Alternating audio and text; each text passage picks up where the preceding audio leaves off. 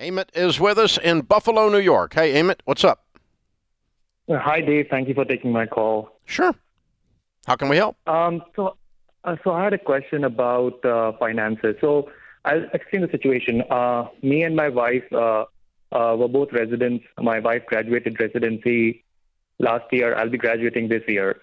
So during our residency, we had whatever money we were able to save. We invested it.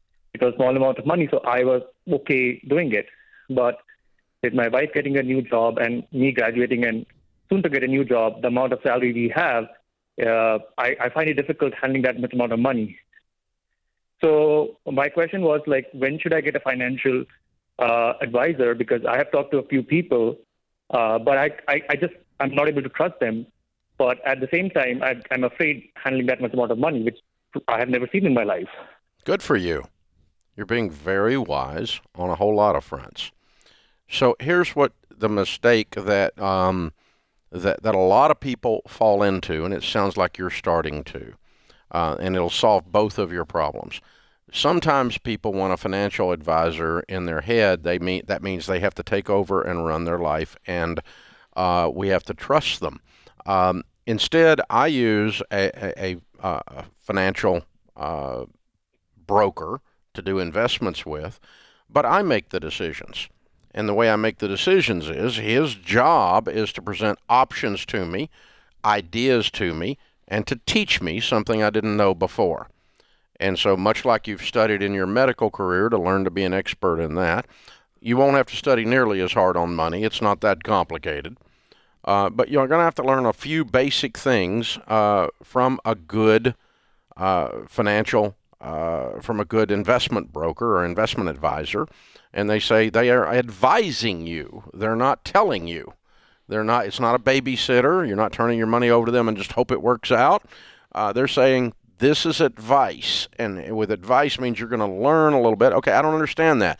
And by the way, the rule is you don't work with a financial advisor that doesn't have the heart of a teacher. If they have the heart of a salesman, they're slimy, run. If you feel like you need to have a shower after you met with them, run. And the other rule is don't put money in anything you don't understand. And then you don't end up with being one of those broke doctors. And broke doctors, there's more of those than there are broke musicians. Right. That's what my fear is, because on your show you say that doctors have doctoritis, They do. So that's what I'm afraid about, that, I'll squander the money that I earned, and that's why I'm looking for a financial advisor. But at the same time, I had talked to a few people, and I just have difficulty trusting them with my money. Yeah, you don't trust them with your money. You trust them to teach you because you trust you. Yes. Right. And you must trust what Dave just told you. Let's just rewind what he said. You should be writing this down going, okay, wait a second, I'm in control. If the financial advisor gets frustrated with you and they don't want to teach you and explain the questions that you've got, you don't understand the financial move that Dave said, then don't do it. And you get to interview several people. You need to be meeting with some SmartVestor pros. Yeah, click RamseySolutions.com. Click SmartVestor at RamseySolutions.com, and that'll help you line up with someone that has the heart of a teacher. Yeah. Now, here's the other thing. I don't want to squander my money, you said. Now, let me make sure. You mean you don't want to make a bad investment that you didn't understand and lose the money. Is that what you mean? Correct, yes. Okay. Not squander it like I'm going to overspend and be undisciplined. Oh, no. No. Both of us are quite frugal. Okay. So I'm not worried about that. I'm worried about, like, if I put it in the wrong investment and I lose that money. Yeah, exactly. Because, sometimes I've run into, and you were not saying this, but just for the sake of our audience, sometimes I run into someone who comes into a lot of money and sometimes someone who's very young, for instance, in the music world, we're in Nashville, they become very popular and they got a lot of money. All of a sudden, they don't have the maturity to control the situation, and no one can give you that. That's called growing up. But you've already got that, obviously. Okay, so we're frugal. We're not going to overspend. We're not going to do something stupid. But you don't want someone. Like I've heard people say stuff like, "Well, I called my financial advisor and he told me I couldn't buy a car."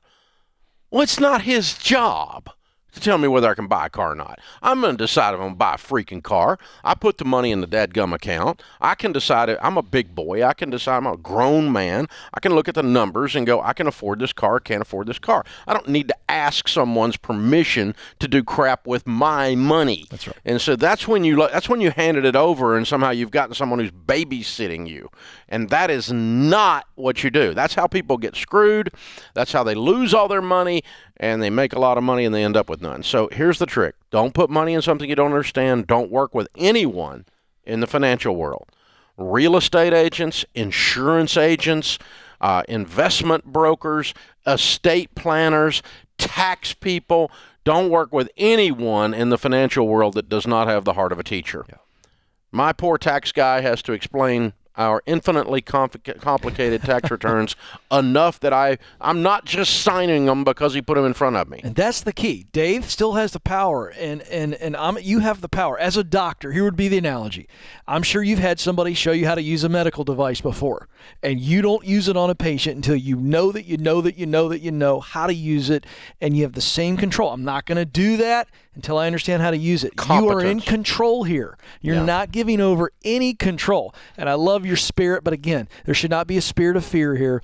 Go to RamseySolutions.com, interview 3, 5, 7 SmartVestor Pros until you get a good feel, a good chemistry, and that they're willing to explain things to you. Because as Dave said, he doesn't sign on the tax form until he understands what he's signing. Yeah, so Amit, you can just pile up the cash. That's true too. If that's all you understand until you understand more.